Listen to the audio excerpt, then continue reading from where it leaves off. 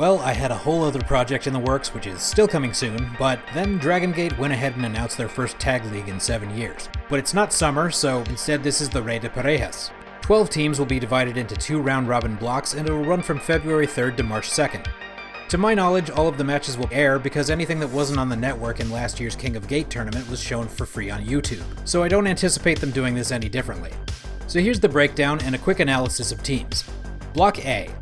Yuki Yoshioka and Madoka Kikura are representing D-Courage. Yuki and Daya was where the D-Courage name came from, and fans were calling Daya and Kikura's team D-Ass. Guess I'm pronouncing this courageous. What do you want? The man's got cake. Expect this team to be booked very strongly, if not winning altogether, because they'll want to keep Yoshioka looking strong after his loss of the Dreamgate. BB Hulk and Kota Minora I'm calling Team Pretty, because they represent Gold Class's original purpose as handsome boys.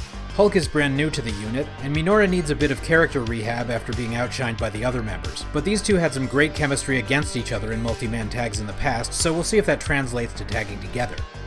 Jason Lee and Jackie Funky Kamei is a good dark horse pick that I'm calling Kung Fu Vibes. They'll be representing natural vibes most of the time, but any block matches in Kobe will probably have Kung Fu Masters representation instead. They've already been Twin Gate champions and had 2022's Match of the Year at Kobe World, so we already know that their chemistry just works.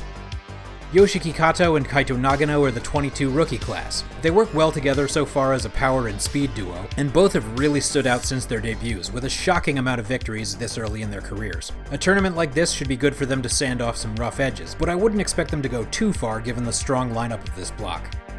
Masaki Mochizuki and Mochizuki Jr. are naturally father and son. Last year's revelation of 2022 rookie Masaharu Eto secretly being a second-generation talent is probably my favorite reveal I've ever seen in wrestling. But after months of helping his son get cheap victories, Mochi seems to be growing frustrated that Junior is managing to still lose despite his dad's help. So expect a lot of cheating antics and a lot of I'm not mad, just disappointed. Hyo and Ishin represent Z-Brats in this block, in a team I'm calling All Caps, because that's how their names are written. Ishin is still fairly new to the unit, but has mostly been in the Triangle Gate division with his co-champions Shun and Kai. So it'll be interesting to see how his chemistry meshes with Hyo, especially since both have a bit of an aloof attitude. Expect countouts and sadistic punishment. Block B. Is February my birthday? Actually, yes it is, because I have prayed to the wrestling gods for years to see this next team reunite. Yamato and Naruki Doi had an absolutely monstrous Twin Gate run in the 2010s as Yamadoi, or Doi Yama depending on who you talk to. They were the highlight of Mad Blanky and later Berserk, and they've both only gotten more seasoned in the ring. My head thinks it'll be someone else, but my heart wants Yamadoi, but honestly, I'm just happy to have them back. Dragon Kid and Dragon Daya could be called a mentor-student tag team, as Daya is Dragon Kid's protege. But I'm a huge dork, so I'm calling them Double Dragon. How could I not? Anticipate a lot of high-flying combos from these two. I don't know how far they'll go in the tournament, but Dragon Kid is recently unitless, so while he could easily coast in a part-time Toryumon veteran role, I think this might lead to him joining D-Courage in a mentor position. Susumu Mochizuki and Yasushi Kanda are representing M3K, but I'll call them what they are, OG M2K. These two were tagging against Crazy Max's Reign of Terror in the very early Toryumon days before Masaki Mochizuki even joined up. Being the collectively oldest team in the whole tournament, I don't expect a strong showing in the rankings, but I do expect some workhorse ethic and a box shot or two. Or 3. Strong Machine J and Strong Machine F I'm calling Machine Gun. Not Gun, Gun.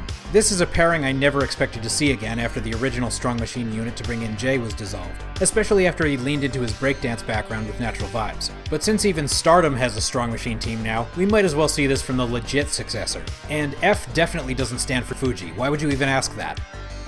Ben K and Minorita I'm calling the Hype Men, because Minorita hypes Gold Class and Ben K hypes himself. It's not the pairing I would have expected for Gold Class because Minorita's character was created to be Kota Minora's sidekick, but since they created a whole new tiny Bravegate belt for Minorita, he's probably keeping that a while, so I think they'll make Ben K look strong in the block but have them edged out by another team. Shun Skywalker and Kai I was going to call Tall Brats, but I've seen people calling them Skyby, and that's a way better name. Up until the Kobe show, I thought there was a chance that Shun might get the Twin Gate belts too, and go on a massive reign of terror with all the belts while Z-Brats could no longer control the monster they helped create. Oh, that's terrifying. But the rest of the roster dodged a bullet on that one.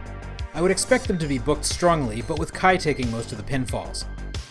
Champion Gate in Osaka is the first week of March, so I assume the winners of the tournament are getting a Twin Gate title shot at Big Time, the champions consisting of KZ and Big Boss Shimizu. Again, Rey de Parejas 2023 starts February 3rd, and if you're seeing this video after that, hey, maybe I was wrong about everything. But this is more about information to the teams than predictions, and I'll move it to my archives playlist after Champion Gate. But check out the rest of my Dragon Gate playlist if you haven't already, and thanks for watching.